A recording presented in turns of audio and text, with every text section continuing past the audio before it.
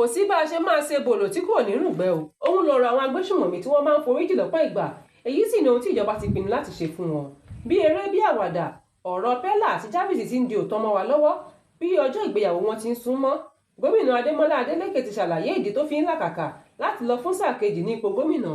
Ṣé lóòótọ́ làwọn jàndùkú kan yìnbọn pa akọ̀wé àjọ NURTW Toba Ajiboye? MC Oluomo ti sọ̀rọ̀ lórí àwọn tó máa yọ ẹnu sí i lára.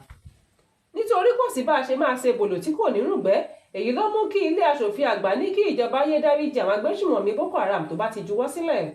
Àwọn aṣòfin náà tún ṣàlàyé wípé bí ọwọ́ bá ti tẹ àwọn jàndùkú ọ̀hún, níṣe ni kí wọ́n má ṣe foríjì wọ́n débi tí wọ́n tún máa dà wọ́n pọ̀ mọ́mọ́tọ́ nítorí ewu tó wà níbẹ̀, àti pé àìmọye ìgbà ni ìjọba ti ń gbà wọ́n láàyè láti darapọ̀ mọ́ ará ìlú, ṣùgbọ́n orí ni wọ́n máa ń padà ba tòde wọn jẹ́.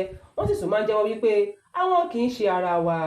Fún ìdí èyí, ó ti wá dandan kí ìjọba ó fi ọwọ́ líle mú wọn.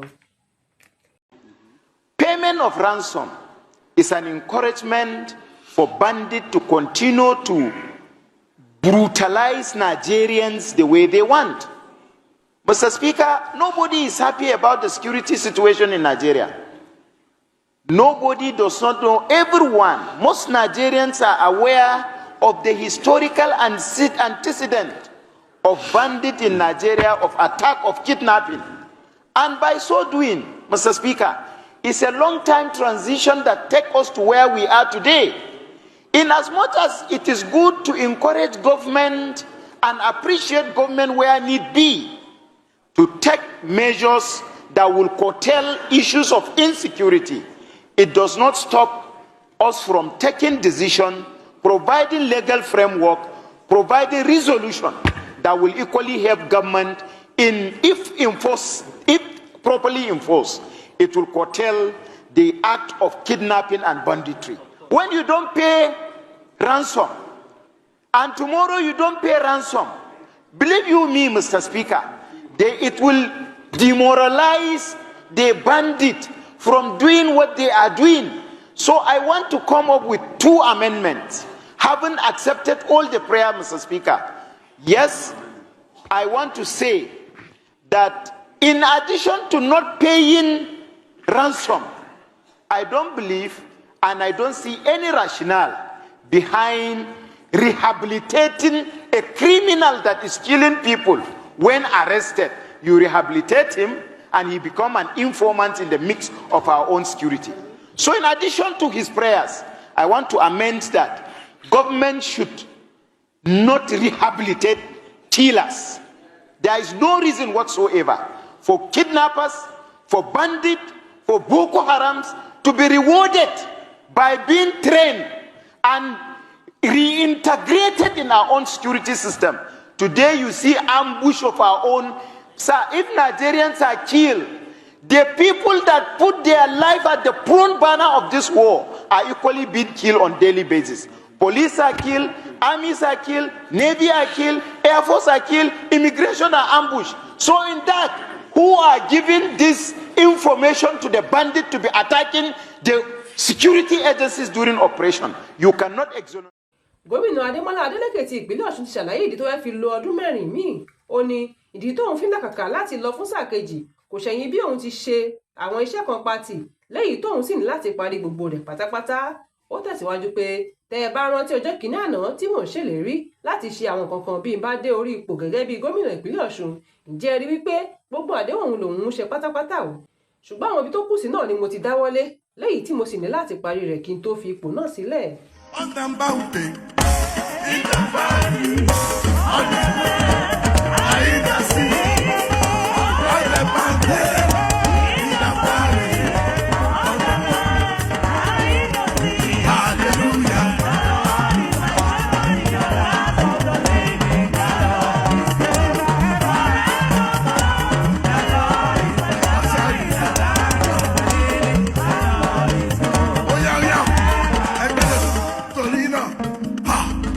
Èmi nìkan ló yẹ.